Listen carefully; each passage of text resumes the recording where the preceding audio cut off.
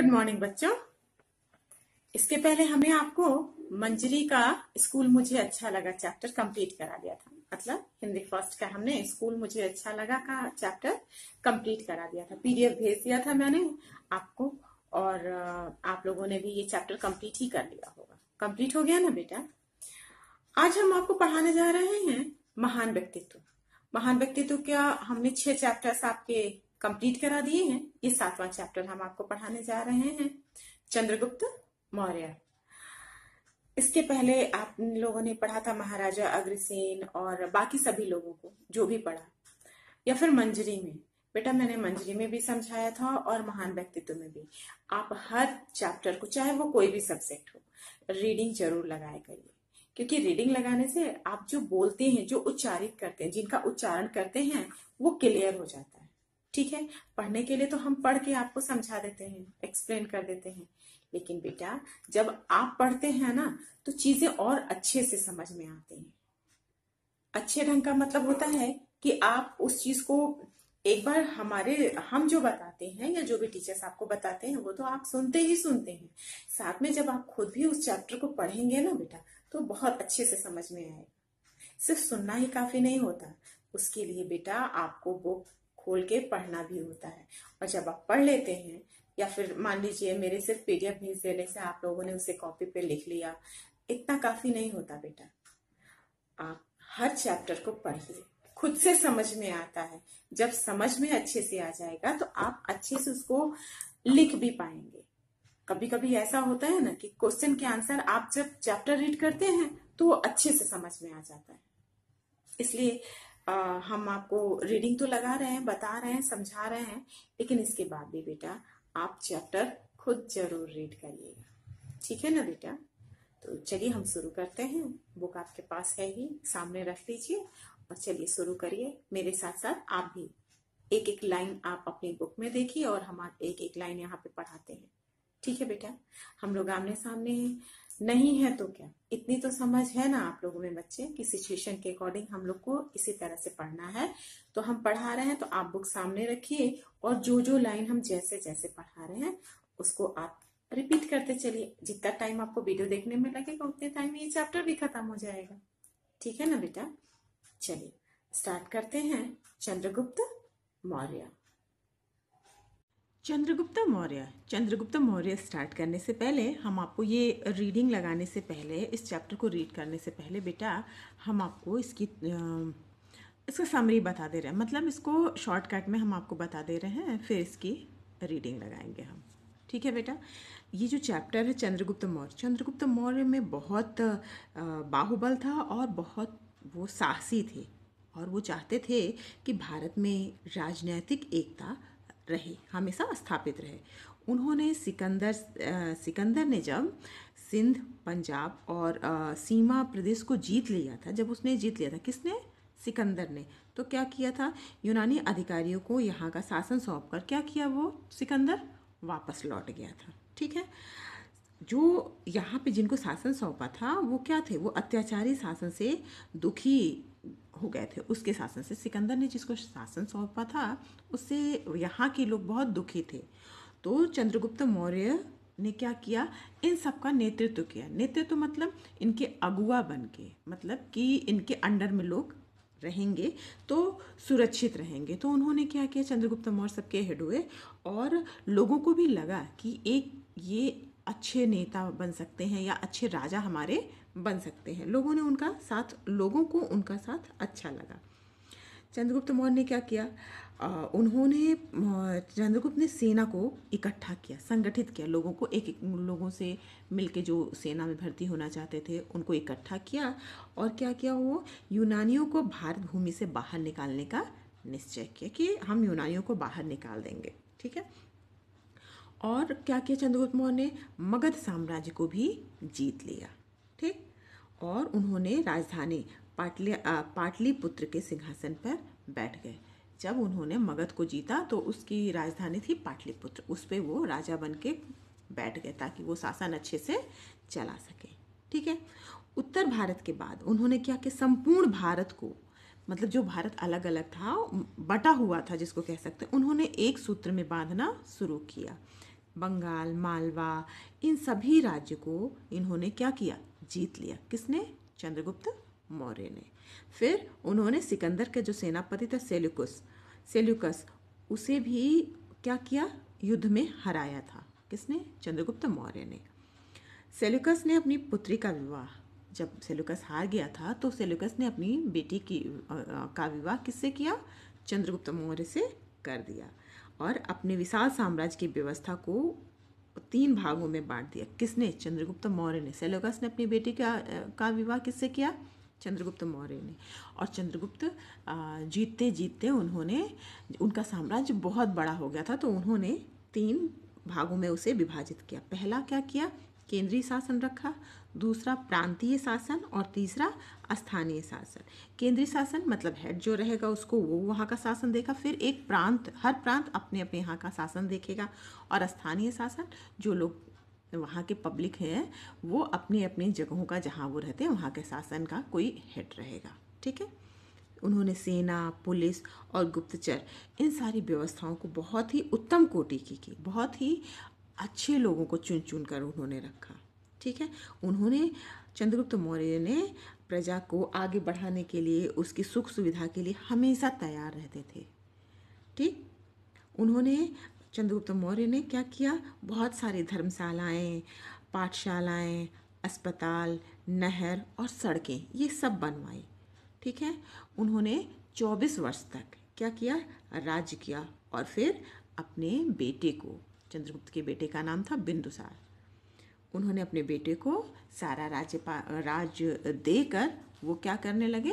वो एक साधु का जीवन बिताने के लिए जंगल में चले गए। ठीक है।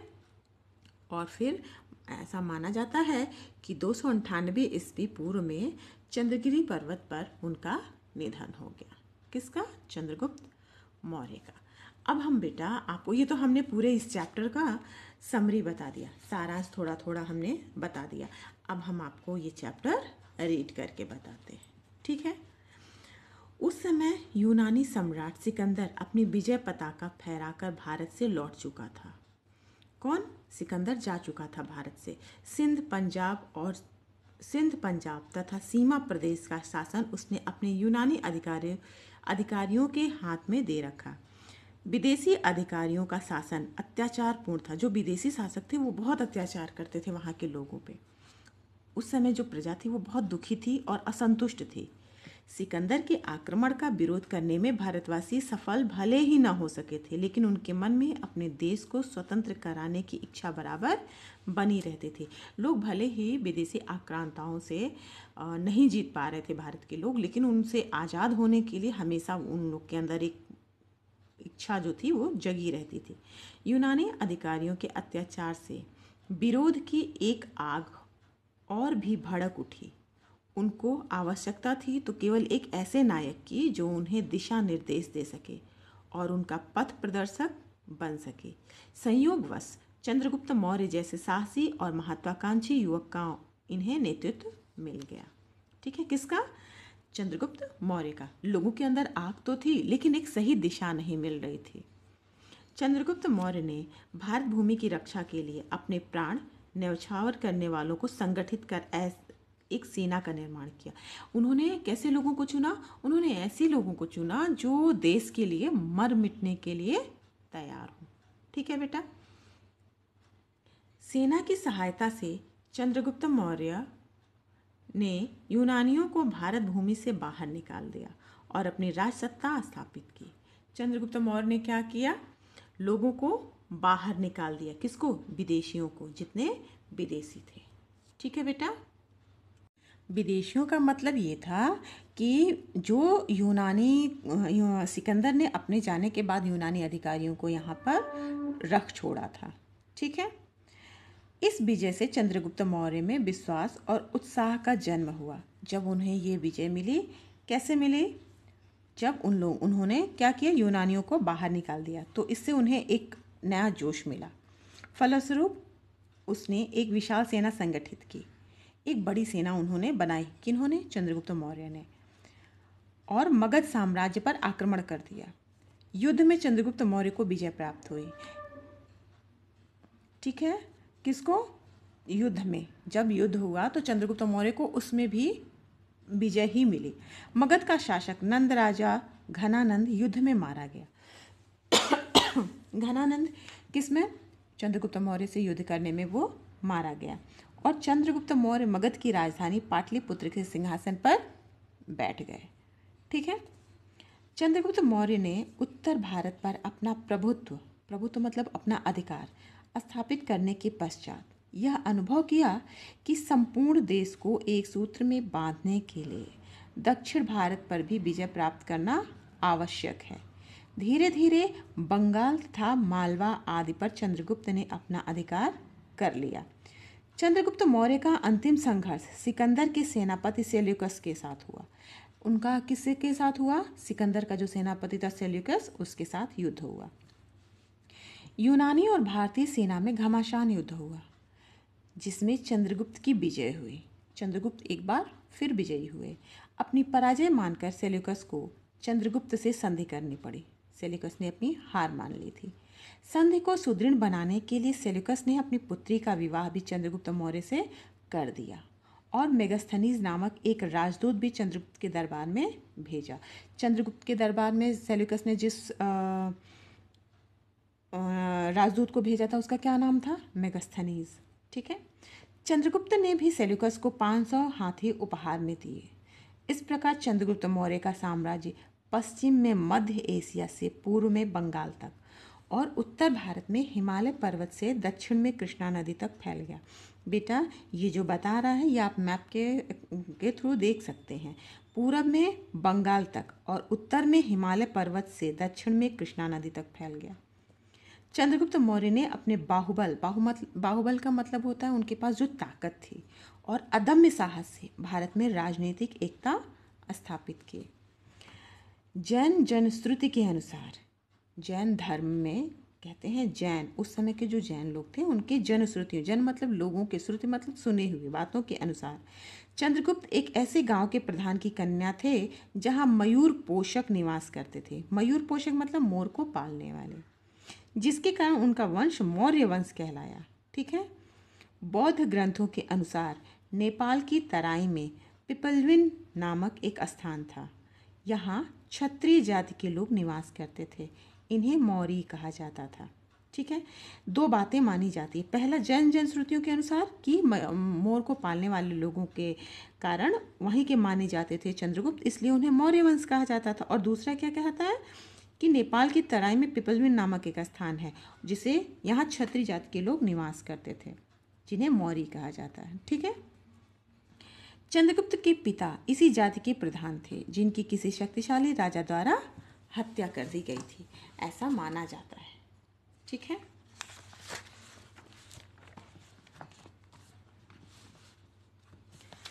अपने पुत्र को सुरक्षित रखने के लिए इनकी माता अपने संबंधियों के साथ कहीं अन्यत्र चली गई और राजवंश से गुप्त रखा। कालांतर मतलब समय बीतने के बाद कौटिल्य चाणक्य नामक ब्राह्मण की सहायता से चंद्रगुप्त मौर्य की शिक्षा दीक्षा पूरी हो सकी। बेटा कभी कभी सीरियल में बहुत अच्छी चीज़ें दिखाता, एक चाणक्य नाम का सीरियल आता था, उसमें ये चीज़ें दिखाई गई थी। गुरु कौन थे? चंद्रगुप्त के गुरु कौन थे? चाणक्य, जिनको कौटिल्य नाम से भी जाना जाता है। चंद्रगुप्त मौर्य के विशाल साम्राज्य का शासन प्रबंध अत्यंत संगठित था। चंद्रगुप्त मौर्य जब शासन करते थे तो उन्होंने जो व्यवस्था कर रखी थी वो बहुत ही अच्छी थी। उन्होंने जिस शासन प्रणाली को अपनाया वह भारत में भावी शासकों के लिए आदर्श बन गई। उन्होंने जो रूल रेगुलेशन बनाया वो आने वाले लोगों के लिए बहुत ही अच्छी थी, आदर्श थी। शासन व्यवस्था मुख्यतः 3 भागों में विभक्त थी: केंद्रीय शासन, प्रांतीय शासन और स्थानीय शासन। ठीक है। शासन की सर्वोच्च शक्ति सम्राट के हाथ में थी, लेकिन प्रजा का अधिक से अधिक कल्याण करने के उद्देश्य से मंत्रियों, परामर्शदाताओं तथा अन्य पदाधिकारियों की व्यवस्था थी।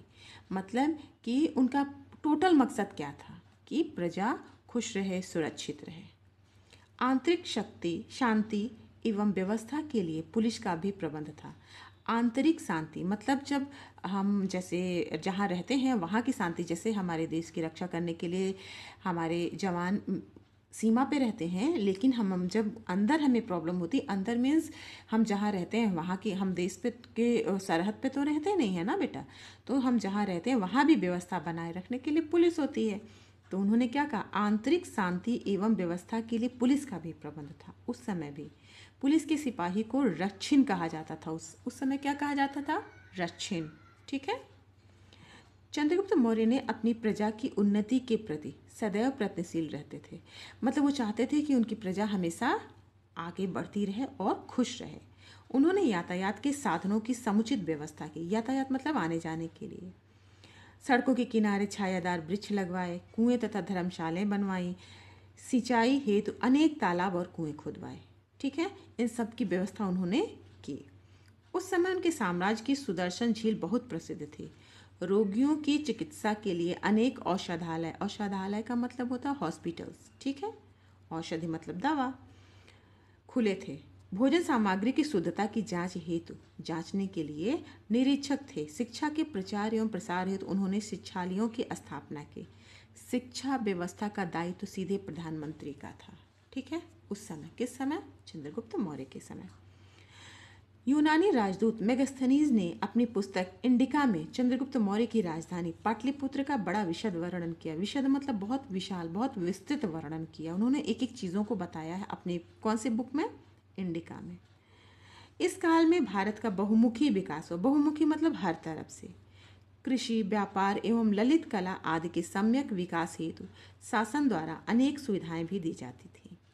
उस समय प्रजा की नैतिकता उच्च कोटि की थी। उस काल की शासन व्यवस्था वस्तुतः एक आदर्श थी। उस समय जो शासन व्यवस्था थी वो बहुत ही अच्छी थी, उसको हम एक आदर्श रूप में मान के चलते हैं।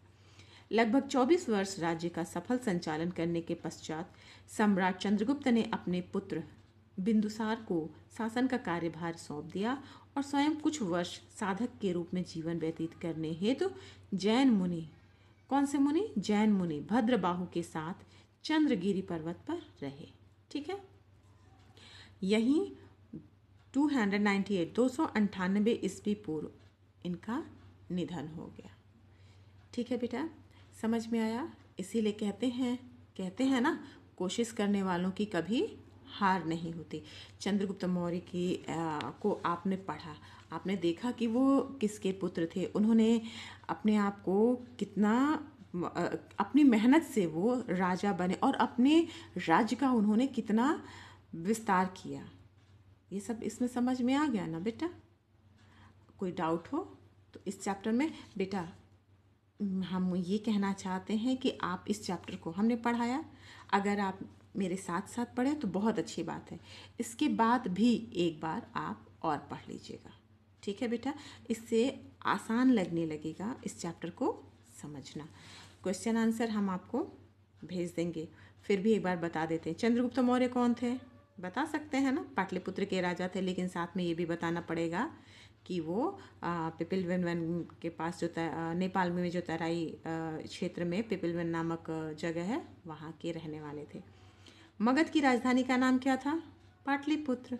चंद्रगुप्त मौर्य ने प्रजा के हित के लिए क्या क्या कार्य किए, बताया गया ऊपर कौन कौन से कार्य किए।